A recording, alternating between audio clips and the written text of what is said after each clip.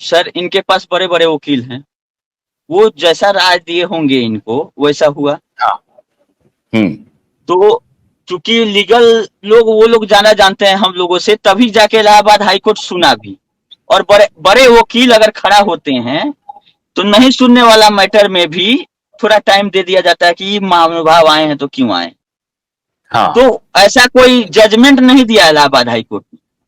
हाँ। एक तरह से बोल दिया प्रोटेक्शन के लिए कि ठीक है आप सही रास्ता पकड़ लीजिए, आप रॉन्ग साइड में आ रहे हैं। हाँ। तो कहीं ना कहीं आप किसी का दरवाजा खटखटाइएगा तो वो कुछ हाँ। अपना मान लीजिए कुछ आदेश हो जाता था तो उसी पे कार्रवाई हो जाता, हाई कोर्ट पे सुप्रीम कोर्ट कर लेता कि जब जुरिस्डिक्शन नहीं था तो आपने आदेश क्यों दिया। एक रास्ता इनको दिखा दिया कि ठीक है हम इनको रोक देते हैं सेबी को, कि बहुत बड़ी सहारा ग्रुप है, लोग बहुत लोगों का रोजी रोटी चल रहा है, मेन बात लीगल और सारा कुछ बना हुआ है लोगों के सुरक्षा अच्छा, के लिए। अगर अगर अगर सेबी के पास ही मान लीजिए कि सहारा सेबी के पास अकड़ने की बजाय सहारा ये कहती कि हाँ अगर ये आपके परव्यू में आया है और आपको लगता है कि मुझसे कुछ गलती हो रही है तो हमको इसे करेक्ट करने का समय दिया जाए, तो बात बन जाती। ये मांगी थी समय कब, लेकिन मामला बिगड़ गया था तब। हाँ, कब मांगा था समय इन्होंने? 2012 जनवरी के आसपास, जब ट्रिब्यूनल का भी आदेश आ चुका था, तब इन्होंने हाँ। एक जो एडवोकेट हैं सेबी के, सहारा के एडवोकेट सेबी के एडवोकेट को एक वैल्यूएशन रिपोर्ट भेजते हैं कि 25,000 के एवज में हमारे पास इतनी की प्रॉपर्टी है, मेल पर कॉन्फिडेंशियली, कि आप अच्छा। हमको चलने दीजिए, पैसा लोगों का नहीं डूबेगा, आपका भी मोटिव है प्रोटेक्शन इन्वेस्टरों का, और हमारे पास पैसा है तो हम वापस कर ही देंगे। अब उस रिपोर्ट को चूंकि सेबी है तो वो तो पब्लिक अथॉरिटी है, वो मीडिया में डाल दिया कि सहारा के तरफ से ये ऑफर आ रहा है, और एक टीवी चैनल पे चल गया। अब उसके खिलाफ में एक नया रीट पिटीशन लेके चली गई सहारा सुप्रीम कोर्ट में कि मेरा कॉन्फिडेंशियल डाटा इन्होंने वायरल करा दिया। उसमें भी कुछ सहारा को हाथ नहीं लगा।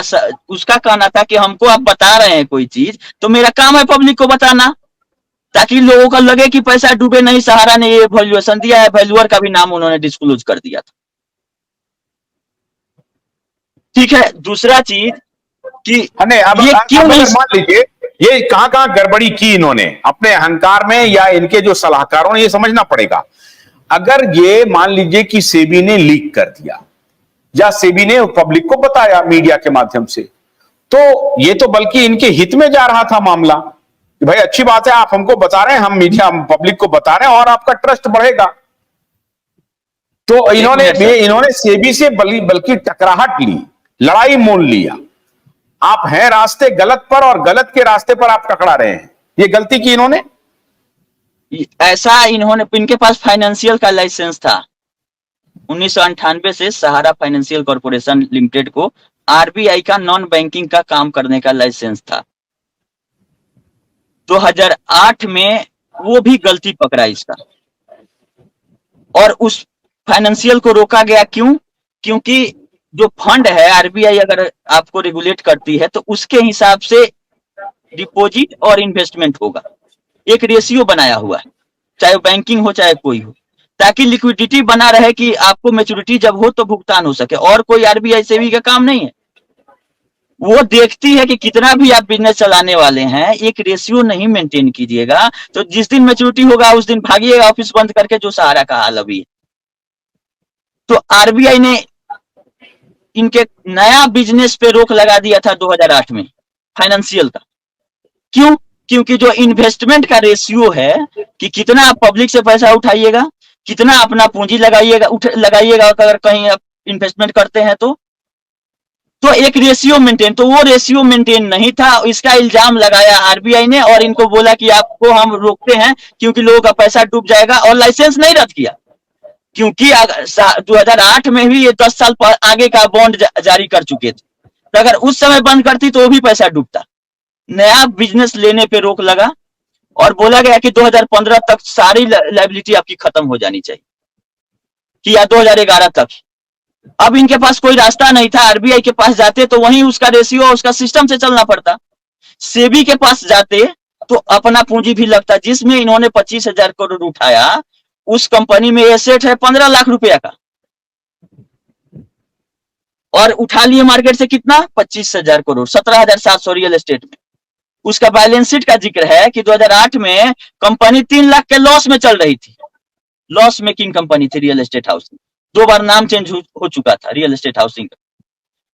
तो अगर ये रेशियो लेके जाइएगा आप सेबी का परमिशन लेने, तो सेबी परमिशन नहीं देगी, क्योंकि आप अपना पैसा डुबा रहे हैं, लॉस कर रहे हैं।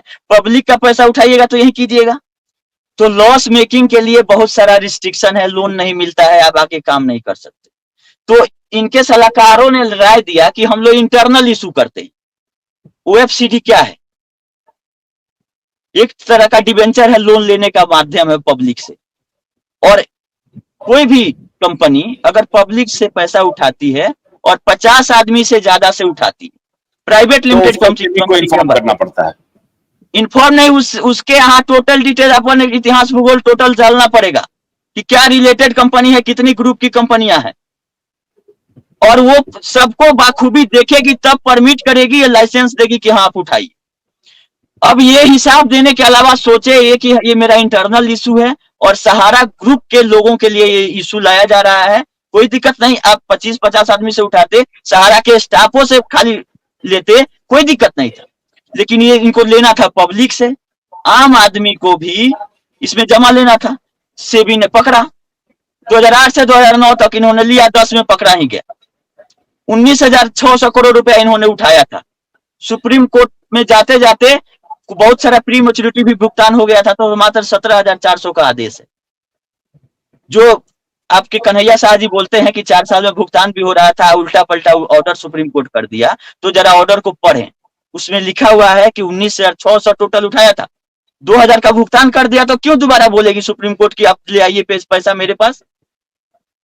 और चूंकि इतना ना हेर फेर किए, और सेबी से लाइसेंस लेने में इनको यही दिक्कत है कि अपना पूंजी उस रेशियो में लाना पड़ेगा, इन्वेस्टमेंट उसके हिसाब से करना पड़ेगा, डाइवर्जन ऑफ फंड नहीं होगा। बस यही मजबूरी है। सेबी ऐसा नहीं है कि 25,000 करोड़ का 10% ले लेती। और इनका बिजनेस करने का प्लान देख लीजिए सर, आप भी बोलते हैं कि 44 साल पुरानी संस्था है।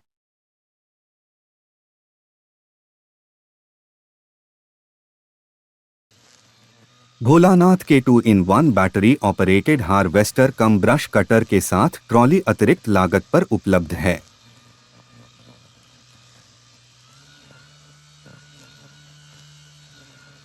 अधिक जानकारी के लिए कृपया दिए गए नंबर पर कॉल करें।